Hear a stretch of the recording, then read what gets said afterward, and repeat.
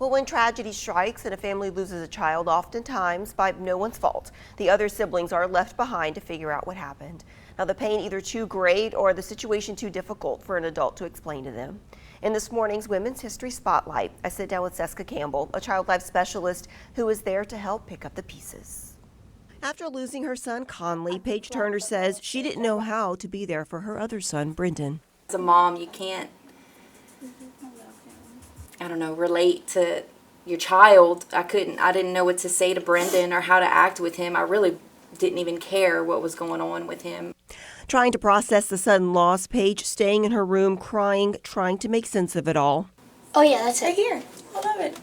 So good. On the other side of the door, someone Paige describes as an angel in disguise. Cesca Campbell, a child life specialist with the rescue group, stepping in and walking through the process with Brendan. You know, like in the past few months, I felt, sometimes you feel like there's nobody there for you, but this group always made me feel that I had somebody on my side and, to kind of guide me through and help me get through the hard days, I guess. From the hospital to the funeral and months after, Cesca now part of the family. I feel alone when I'm not able to see Conley. Yeah. But I do know that he's with me at all times. With you. Cesca, just a child when she decided on her life's calling. A patient at St. Jude Children's Research Hospital, Cesca says having someone there through the good, bad, and ugly of cancer treatment made that process so much easier. I want to be her when I grow up, and I'm doing it, so I got blessed. You stuck with it. I stuck with it. Yeah. I stuck with it, and I'm so thankful that I did. Starting her career in the hospital setting, Cesca spending 10 years preparing children for things like surgery and cancer treatments. It wasn't until she heard of the rescue group that she realized her skills could be just as helpful outside of the hospital. I thought to myself, oh my gosh, child life would be so great here, because when a child passes away at the hospital, the hardest part is watching the family leave and not knowing what kind of support they're going to. And a lot of times there's not even child life at many hospitals. And so these siblings are not receiving that education and that support throughout the bereavement. Today, Cesca, the immediate point person for the nonprofit, someone a child can turn to after the death of a sibling.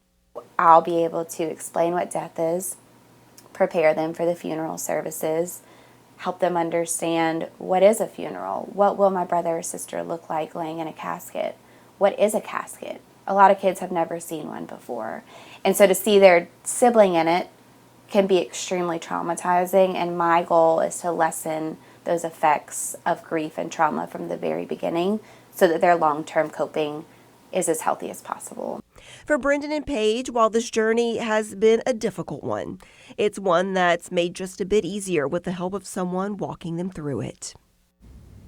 And, it always helps to have someone to walk you through that process because, when you hear Paige and she says, I just didn't really care about what was happening to Brendan, it wasn't that she didn't care, but she was trying to concentrate on herself, too. You're grieving the loss of a child. Yeah. You don't know how to grieve that loss, and then how are you supposed to help Right. your other child who, may have seen what happened and you can't figure that out.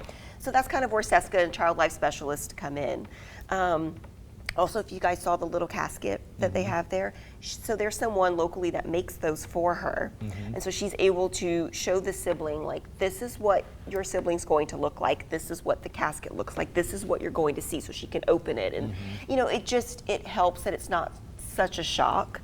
Because that can be shocking. That can be really, really hard. I mean, it's shocking when you just see your own love, even somebody who's older. It's kind of like, I can't imagine the trauma with a child seeing their sibling like that. And then you look at what she does, and not everyone can do that. To me, it takes a truly special person.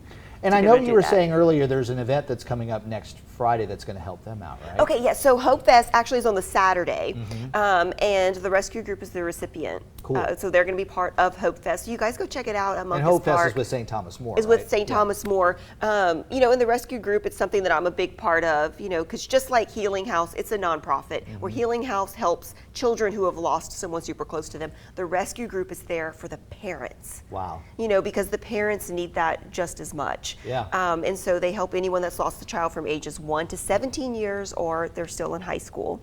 they get free counseling, they get help with funeral expenses, and just to have someone there saying like, I know what you have gone through and I am here to help you. And you have more on KATC.com if Yep. people want to reach out to them? Yep, just go to katc.com, the story's there with the link, just click on it, you can find out more. Time right now.